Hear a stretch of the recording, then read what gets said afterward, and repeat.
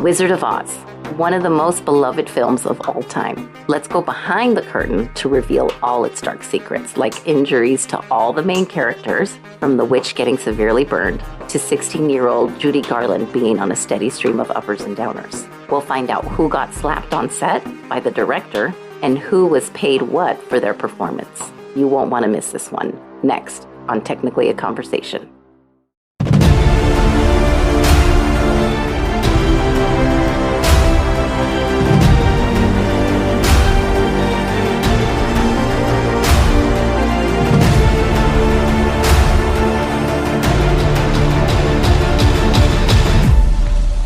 Greetings, super friends. Welcome to another episode of Technically a Conversation. Here, we like to share an interesting topic with each other, which we've recently learned, and hope you find it interesting too. I'm one half of your hosts, Isela. Joining me, as always, is a bidet's biggest advocate, Jose.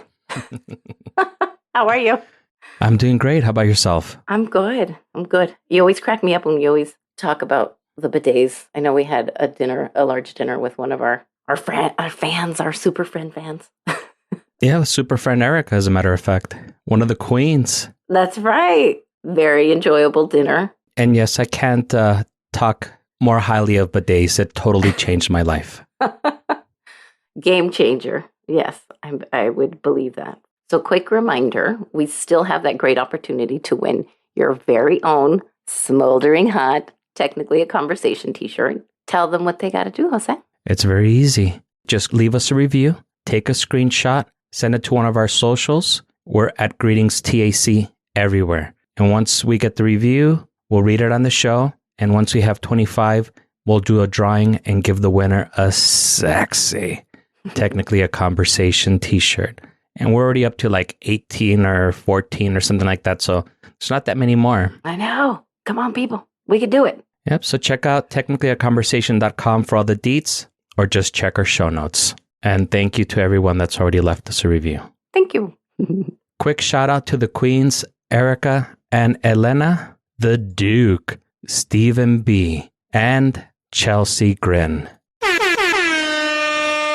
And we also want to welcome all of our new super friends coming over from Crime Family, Awaken Your Inner Awesomeness, and the Contra Zoom podcast. We hope that you enjoy our show and add us to your podcast rotation. I'm going to start off with asking you just a vague question. Do you remember a time that you felt like, damn, I just had some really good luck? Should I answer with a very vague answer also? No, if you remember a specific time, then cool. There's not one particular instance that comes to mind, but yeah, I'm sure that I've said that too. Like, I've had that opportunity where I'm like, wow, I can't believe for once my luck isn't rotten. Oh, okay, good. So that means you also believe in some bad luck as well. That's a different question. I don't believe in good luck or bad luck. You think we created ourselves somehow? Not that we created ourselves. I think that we put ourselves in predicaments sometimes that don't work out favorably. Sometimes others put us in predicaments that don't work out favorably for us. But as far as luck, as far as, there being something out there like some karma or something like that, I don't really buy into that. Interesting. I know I felt like I had a streak of bad luck when I was getting a lot of flat tires. Like I think in 2 months, I think I had like 3 flat tires. I was like, are you kidding me? Another one? Like, what is happening? I was like, I think I need a limpia. That's awful. I've had that happen to me too, where I felt like I got like 3 flat tires also in a couple of months. It sucks. It's the worst. You're like, I'm okay with having one every few years or something, right? Like, I feel like that's what we're due. But anyway, so on to another question. As a kid, did you ever watch The Wizard of Oz? I did. Oh, good. Okay. So I bring up the bad luck because I feel like this film was riddled with like either bad luck, just a shit ton of disasters. And it could have possibly been that like the director had gotten some karma back also. Like we'll get into that. But this is what we're going to talk about and dive into today. All the super wacky behind the scenes, or BTS deets, as the kids would say, of this 1939 film. Dude, that's 83 years old. Isn't that insane? That is.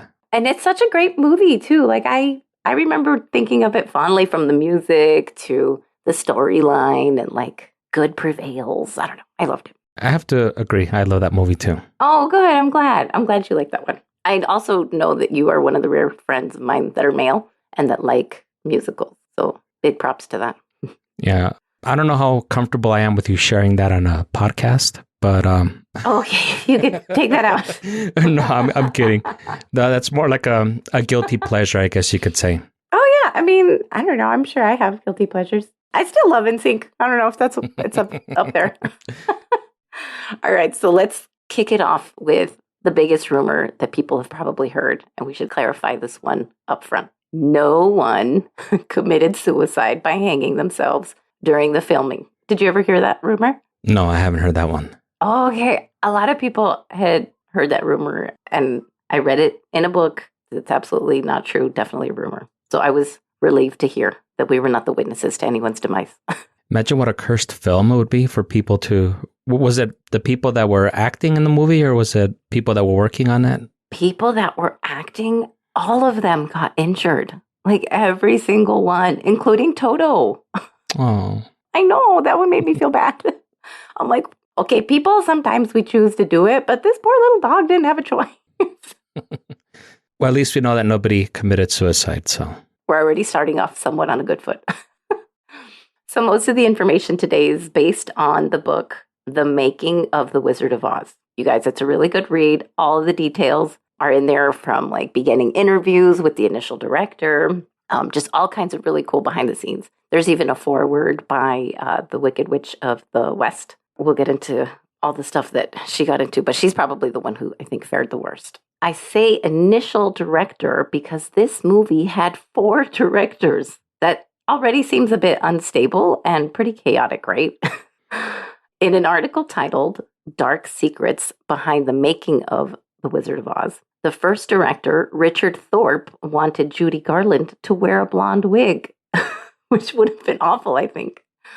He was quickly fired about a week into the job. I'll explain why in a bit. Then George Cukor was brought on, and his most notable films are My Fair Lady, and he also left Wizard of Oz because he was going to film another movie. Perhaps you've heard of this one, Gone with the Wind. I have heard that one. Yeah, this one went on to win like Best Picture, Best Directing, Best Actress. Like clearly he chose wisely there. The director that eventually stuck was Victor Fleming. The movie had 10 screenwriters, and it was based on the book Wonderful Wizard of Oz by L. Frank Baum. And this was actually the first book in a series of 14 books. Like, that's way too many books. This information I got from a dearly departed podcast, number 25. They further said that the author actually didn't even want to write a sequel, but it made so much money that he was like, what the hell? And he felt like the public really demanded. So I don't know how much of that I really believe, but, you know, I'm sure he was tempted by the cash. Who would not be, right? Yeah. If somebody comes to me and brings me a couple of bags of money, I'll write them whatever the hell they want me to. Exactly.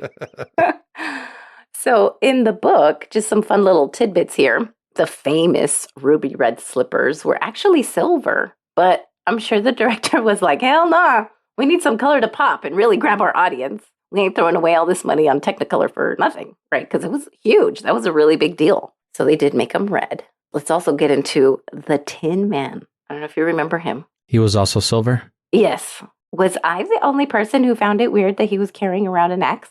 Yeah, that is kind of strange. I remember, like, why is he carrying an axe? I was like, my man has about 20% range of his rusty ass arms. Let's give that character a lethal weapon. That sounds like a very sound plan.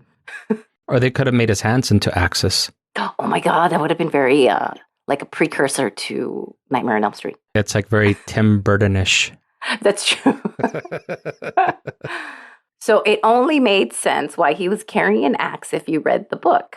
He was just a regular old dude in the book. He happened to fall in love with a munchkin. The munchkin's caretaker didn't want her to leave with this guy for selfish reasons. She actually liked that the munchkin did all the housework. It was almost like Cinderella. It's kind of what I got. Cinderella meets the munchkin. She got the Wicked Witch to cast a spell on the axe, and then the axe cut off all the guy's limbs, and then just some dude around town rebuilt him with tin, but he forgot the heart. That's why he was a woodman at the beginning. So he's the Tin Woodman. So it does seem a little bit dark already for a children's book. What? Are you kidding me? It's cutting off it's cutting off limbs. This is crazy. But I start to think about all of those like fairy tales back in the day. Do you remember like the Rockabye Baby? That's pretty fucked up. Why do we sing that? Like down comes baby, cradle and all. Oh my God. We're singing Little Nightmares to them. It was a different time too, where like if you had 12 kids, maybe only 6 of them survived. So I think people were used to having tragedy in their life. That's a very good point. I agree with that. So there was actually another actor who was first filmed as the Tin Woodman. His name was actor Buddy Ebsen. They had already been filming for 9 days, this actor, but he had to be hospitalized because he was quoted saying he tried to take a breath and nothing happened. Excuse me? What do you mean? He was kept in an oxygen tent due to, hang on to your witch hats, due to the aluminum powder used on his face to give him a more shiny look. It got all in his lungs. Why would they use aluminum powder? This sounds like the worst idea. Also, he said that he couldn't feel the left side of his body. I mean, it sounded pretty bad. He was being poisoned from the pain, right? Right, exactly. And it was getting all in his lungs, so he couldn't even breathe. I'm sure all the oxygen loss, forget it. So remember I mentioned that the first director was cut early. This is actually the reason why, because one of their main guys was hospitalized for 6 weeks. So that'll do it. The studio had to pump out 52 movies a year. Look, I say this not because I think it's an excuse at all, but just so you know, the studio called Buddy while he was in the hospital. And they're like, so when are you coming back?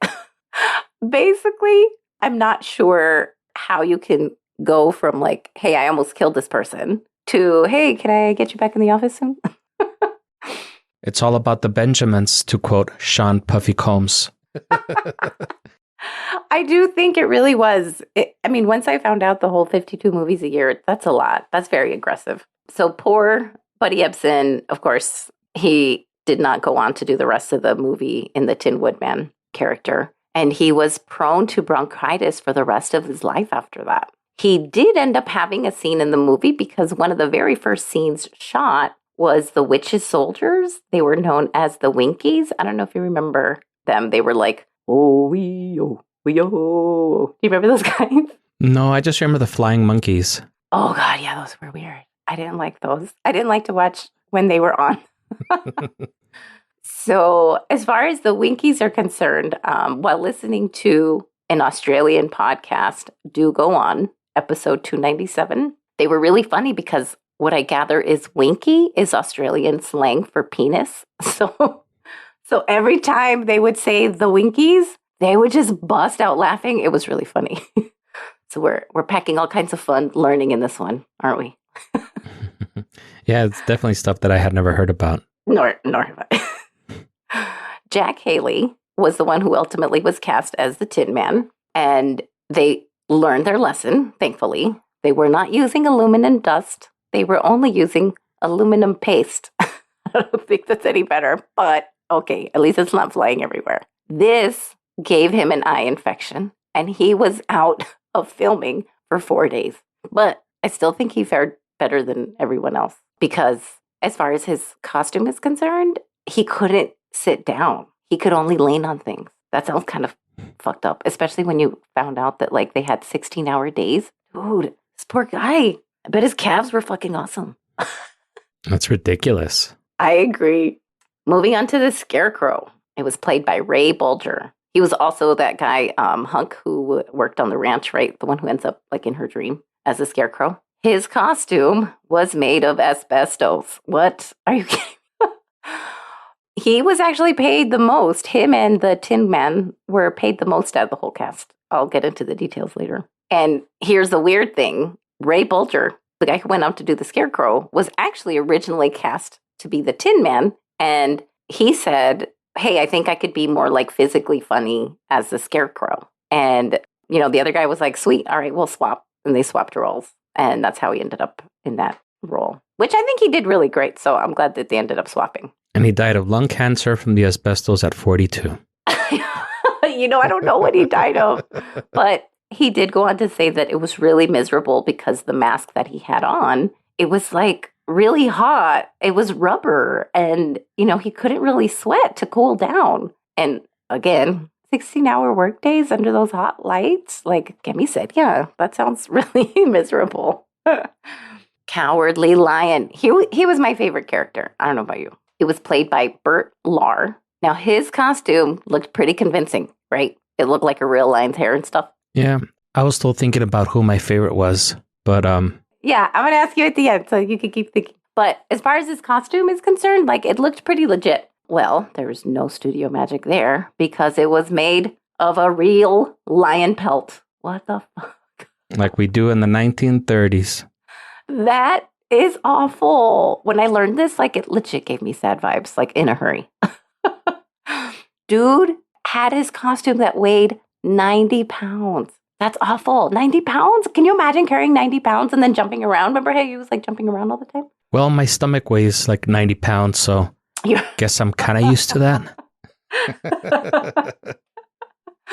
The worst part about this all is he also had like a mask on and a whole lot of makeup. So he actually couldn't eat at all because of all the makeup. And they were in the makeup chair for like 3 hours before they even started filming. When they told him that he couldn't eat, like he kind of understood for a little bit, and so many weeks or however long passed. And then after a while, I think he just couldn't handle these 16-hour work days without food. And he was like, forget that. I'm eating. Just put the makeup back on, which I'm glad he did. I'm glad he put his lion foot down. With the thick makeup and the 90-pound lion's pelt under the bright lights, this poor guy sweat a ton. This is also why they gave him 2 assistants that were assigned just to dry out the pelt daily. That's gross. I know it's nasty. Everyone said on set that it just smelled really, really bad. Like, how awful. Wakala. This is probably a good time to cut to a commercial. And then when we come back, we'll get into The Wicked Witch of the West, Judy Garland's character, Dorothy, etc., all the fun stuff.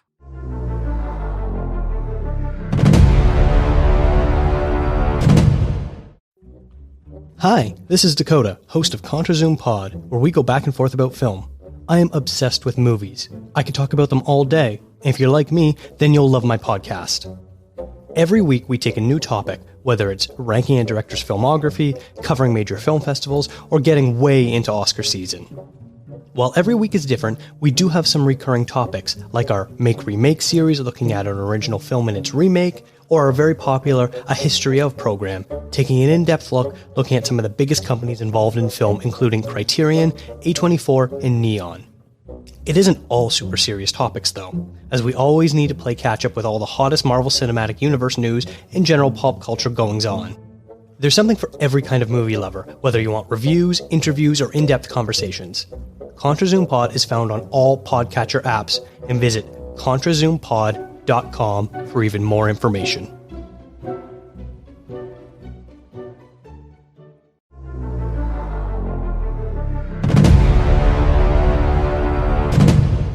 I don't think you realized how that commercial lined up so perfectly with this particular topic. Yeah, I thought that was kind of interesting as you started easing your way into what the topic was going to be, that our sponsor this week is a podcast that talks about movies. And I did check out their podcast where they did the Oscar recap. And I did think it was kind of sad that they didn't go into more detail about the 2 fan Oscars that Zack Snyder won. But I guess they had to talk at detail about the slap heard around the world. But it is a great podcast. It's very enjoyable. You guys should check it out. ContraZoom Pod Podcast.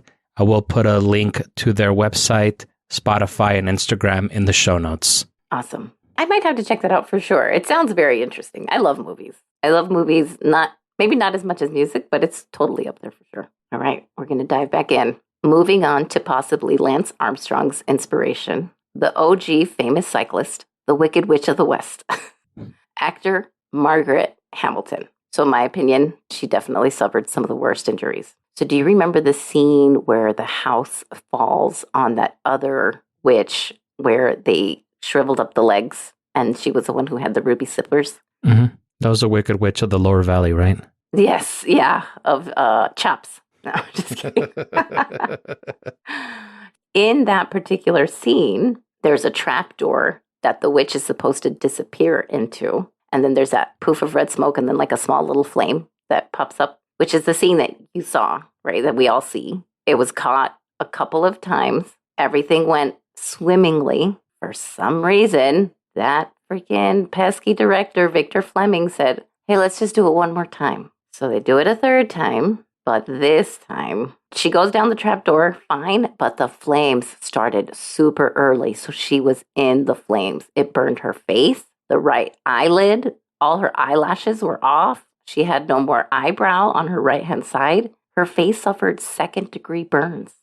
This is riddled with bad luck, or whatever you want to call it. That's awful. And I can't believe they didn't have like stunt people at that time. So they did, and I'm glad you brought that up. That I'm actually going to get into that. She was the OG Tom Cruise doing her own stunts. Well, this is like a different time back then. They also wanted to work, so they wanted to seem as amiable as possible. And yeah, sure, I'll do it as agreeable as possible, I guess, But even the skin on her hand, it like got burned off, like literally off. In the book, it said it peeled the skin like an orange. That's gross. I used to like oranges. Dude, talk about imagery, though, in that book, right? Yeah, and strangely, I'm kind of craving an orange now. Gross. So poor Margaret suffered third-degree burns, actually, on her hand. And the green paint was made with copper. So that made it even worse because, that's also toxic. And they had to pour alcohol over the wounds to make sure that the metal wouldn't get into like her system with like copper toxicity. I could not even imagine how painful that would have been. She gets burned and then they're still pouring alcohol over it. This poor lady. The studio didn't even offer to take her to the hospital. She had to call a friend to take her to the hospital. Dude, I'm just going to say this. I don't think the Tin Man was the only one without a heart. That's just going to say that. That's so awful. What studio was this? Was it Warner Brothers or? MGM. Oh, MGM. Yeah. Amazon. Well, we hear the Amazon factory workers have some very hideous working conditions. So 6 weeks later, when she did return to set, her hand wasn't even fully healed. That's why they had to give her green gloves. Get this. The director asked her to do the scene where she gets on the broom and Sky writes, "Surrender, Dorothy." I don't know if you remember that. And naturally, Margaret made it very clear she did not want to do any more of those stunts with pyrotechnics. They go to the stunt woman, Betty Danko. She did agree to do the scene, but Margaret did have a side conversation with her and said, like, hey, like, you don't have to do this. Like, it could be really dangerous. Like, look where it got me. 0 out of 5 stars, do not recommend, type of thing. But stunt woman Betty said, no, it's okay. They're actually going to pay me extra. They're going to give me $35 for the day. So here's my question. That turns out to be $723.93 today for one day. Would you do it? Knowing their track record. Well, that's a tough one because that's right about the amount where you're considering it. Yes, I know. I think that's the part that makes it a little jacked up. You're like, oh, that's a pretty nice chunk of change. I think if they would have said 1,000, I would have been like, all right, F it. As long as you guys pay for my medical bills, I'll do it.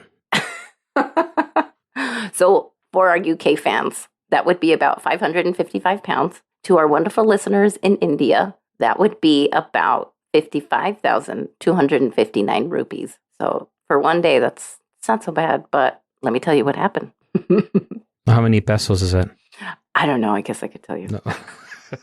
I'm just kidding. The broom, it was elevated, and underneath the broom, there was like this flame-throwing pipe, which that sounds always safe, right? Because it's broom and straw next to a flame. Yeah, what could possibly go wrong? Exactly.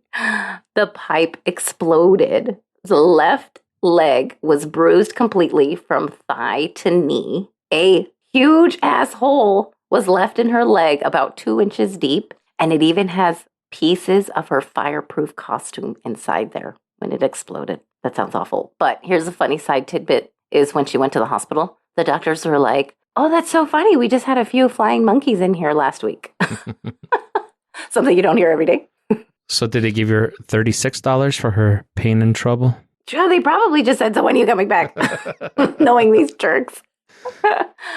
The worst part is that sadly the studio had found the witch's scenes way too scary for kids. So they ended up cutting most of her scenes. And now knowing that, is it too dark that I'm actually like curious to see what those deleted scenes are? I would want to see them too. I kind of want to too. Like, what was too dark? I mean, especially if they were cutting off limbs in a fucking children's book. You know, what is too dark? I don't know, maybe the actors pissing on water bottles like the Amazon employees. Dude, that's so sad. Yeah. That's so sad. I shouldn't be laughing. I'm sorry. I know. But yeah, that would instantly make the movie much more darker. That would almost be a very different rating, too. Let's go on to Toto. I loved Toto. Everyone got hurt in some way. And this is not to exclude Toto, sadly. The real dog's name was Terry because it was a terrier. Super cute, right? Very creative. But it was trampled on a scene with the Winky guards and it broke her foot. So thankfully the cute little Poochie was okay later, but poor little thing broke her foot. Like, why aren't they looking down? I thought you were going to say that they actually went through 3 Totos before they finished filming the movie. R.I.P. Toto number 1. All right. And now for the best one, Dorothy. The original person that the studio, MGM, wanted for the main character was cute little Shirley Temple. But her vocals were not as good as they hoped during the audition. So they went with their number 2 choice, 16-year-old, you guessed it, Frances Gum. I don't think I've even heard of that person. Actually, that's Judy Garland's real name, actually. I just did it to throw you off. I can see why she changed her name. Yeah, Frances Gum does not sound very nice, actually. I was left wondering, maybe this is why the first director wanted her in a blonde wig, because I think he still had the idea of like a Shirley Temple. That's just pure speculation. That's kind of odd, though.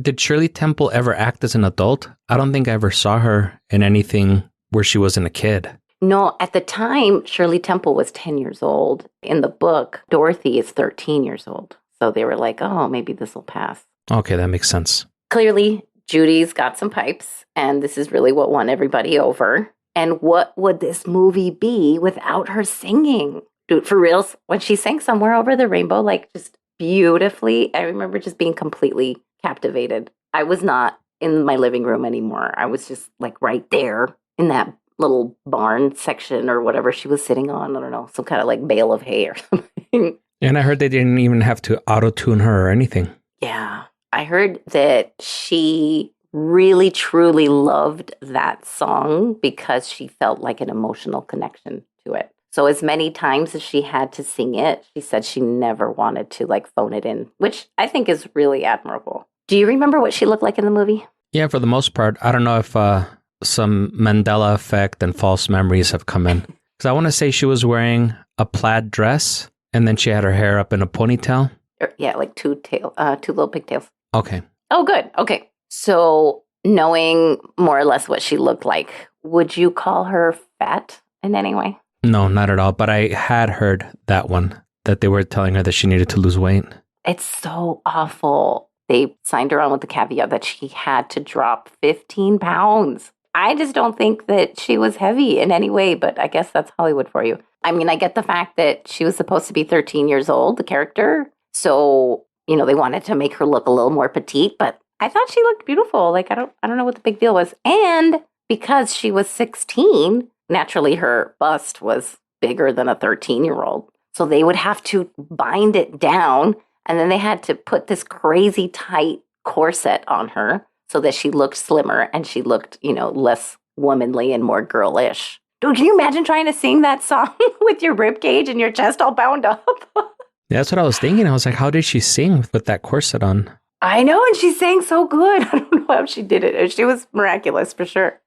So the studio almost cut the song out because they felt that the movie was too long. But I'm so glad that they kept it in there because it's just such a beautiful song. The director would refer to her as the pig in pigtails. And later, Judy Garland herself revealed that she did feel overweight, which means like those words really affected her. Like such a young woman to hear that, like how would they not affect her? That's awful. Yeah, that's insane. So this is what the studio allowed her diet to be. Chicken broth, black coffee, and cigarettes, which I don't know why that's even a diet, but that's all they allowed her to have. I'm going to tell you right now, if they brought a tray of that to like 16-year-old me, I would smack them with my ruby red chancla and be like, you bring me some real food. Well, I'd be happy about the cigarettes and the coffee, but chicken broth, well, I'm not a big fan of chicken, so I would have asked for maybe beef broth, beef stock, or whatever they call it. Right. Well, but I mean, even for singers, I don't think cigarettes are good, I thought. When you're 16, it's still good. You'll heal. Yeah, when you get older, I think it's when you have to worry about it more. Good to know. I smoked when I was 16, and look at how good I turned out. There you go. Yeah, you did. And that actually went on for really long, too. So I only smoked for 23 years. That was it. that's probably why you have the more podcast voice out of both of us. Well, that, and I also get really close to the microphone, so my voice has more presence and it sounds richer. Oh, okay. Now I know. Okay. So to be fair, they did allow her other things in her diet. Wizard of Oz had grueling film hours, like I mentioned, 16 hours a day. This is a 16-year-old. I mean, she was naturally getting tired. So what did they give her? A steady diet of barbiturates and downers. How lovely to feed a 16-year-old. What the heck were they thinking? Those were the good old days. Yeah. Let's fast forward to her death. What did she die of? Overdose of barbiturates just 2 weeks before her 47th birthday. That's fucked up. I kind of think that's where it started, but I don't know. They did say that she was a child actor, so she might have been doing it before that, but still, that's enabling it. I don't know. Fucked up. Another thing I should mention, because it definitely made me gasp, when Dorothy's character is introduced to the Cowardly Lion. Not sure if you remember when he jumped out and he was trying to get Toto. And it was kind of funny, too, because he was like snarling and stuff like that. Do you remember? Yes. He'd be like, so it was funny. So naturally, she would start to laugh each time he would jump out and start to snarl. After a few takes, the director pulled her aside. And remember, she's a teenager. He slapped her across the face and said, get in there and work, because she was not supposed to laugh. The next take, needless to say, is the one that you see in the movie. She did not laugh. Like nothing was funny after that. I mentioned earlier the Scarecrow and the Tin Woodman got paid the most. Let me give it to you in ascending order. Munchkins got $50 a week, or in today's money, $1,034 a day. That's not so bad. No, not at all. And the only thing I heard about them was that they possibly molested Dorothy, that they would put their hands underneath her dress, which is pretty fucked up. At least that's what her ex-husband said. And in case you're wondering what that is in pounds, that's 793 pounds. Or in rupees, it's 78,879 rupees. How many pesos? Oh, yeah. No, you didn't do that calculation. I didn't, sorry.